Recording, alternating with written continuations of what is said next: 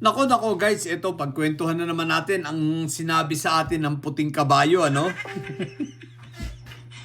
Ito guys, yan nakikita ninyo, di ba? Yan ay sa Davao City. Okay, ganito guys. Okay.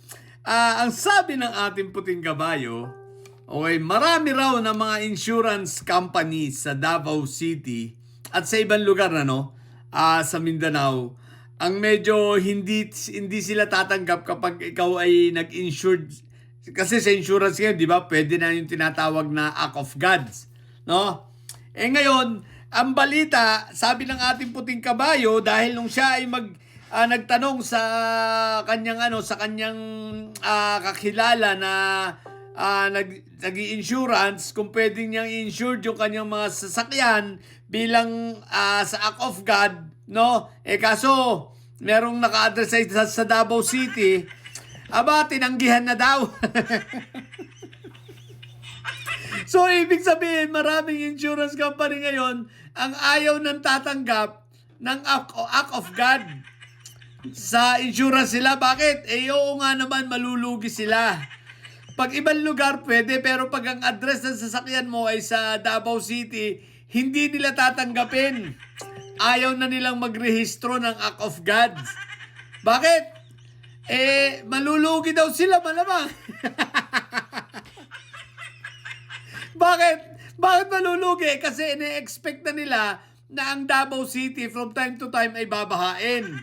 Bakit nga naman? Isipin mo, ulan lang. Ulan lang ha? Ganyan na ang nangyari. Ayan dahil sa ulan lang, ang mga sasakyan sumasampa. Wala namang bagyo sa kanila. Ang bagyo ay nasa norte. Pero sa norte, walang ganito.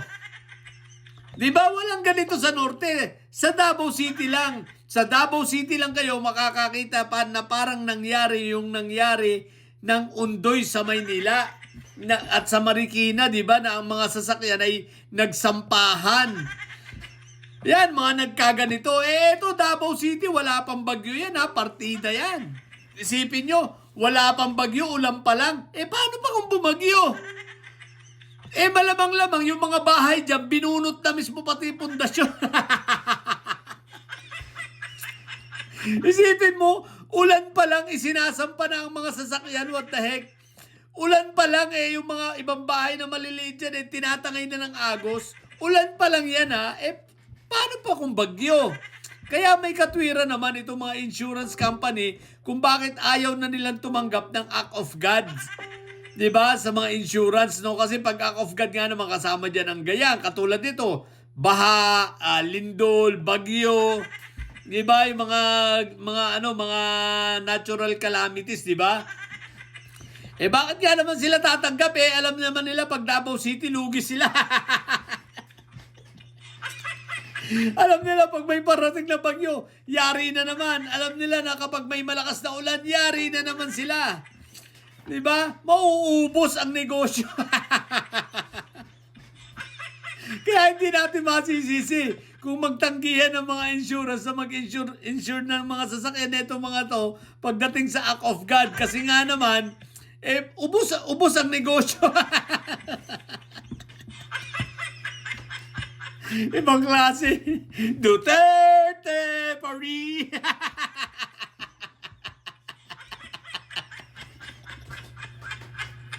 Sipin mo, umulan lang. What the heck? Umulan lang, sumampa na yung mga sasakyan. Walang bagyo. Ang bagyo nasa norte. Ano ba yan? Duterte pa rin. Tapos yung mayor pagdating, ang inuna, politika, hindi man lang dinalaw yung kanyang mga constituents, hindi man lang tinanong kung buhay pa o patay na. Ibang klase ang Davao City. Singapore. Saan ka naman nakakita ng umulan lang, wala namang bagyo, ganyan na sumampa ang mga sasakyan. Sa Maynila, hindi naman nangyayari yan. Oo, bumabaha sa Maynila pero hindi sumasampa sa sasakyan. At sa Maynila, hindi na bumabaha ng kasing taas ng bubong.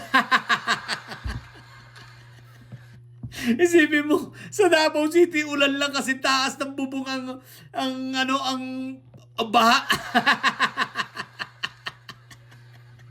Ibang klase talaga.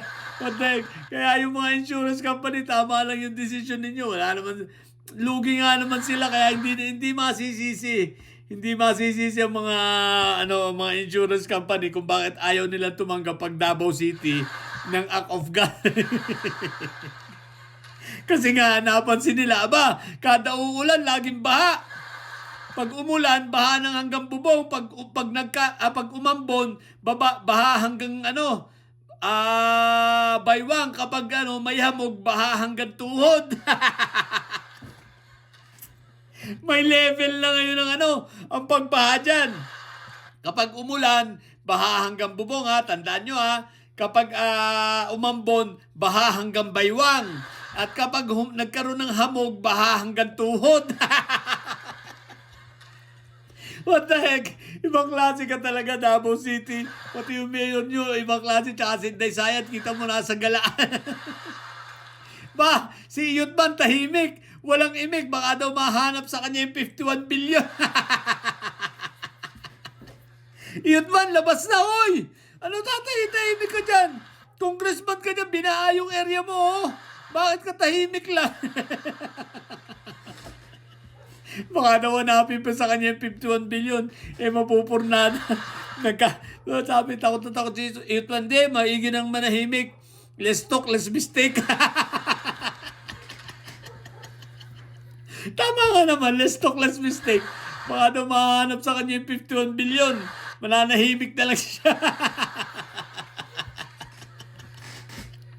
Ibang klase talaga itong mga Duterte ito, no? Ibang klase itong magkakapatid na may sayad, eh. Pati yung mga taga dyan sa Davao, may sayad na rin.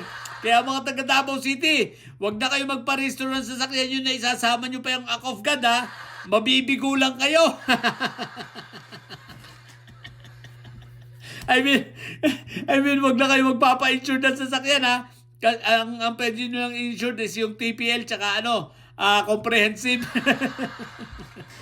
Pero pag sasamahan nyo lang act of God, wala na, hindi na.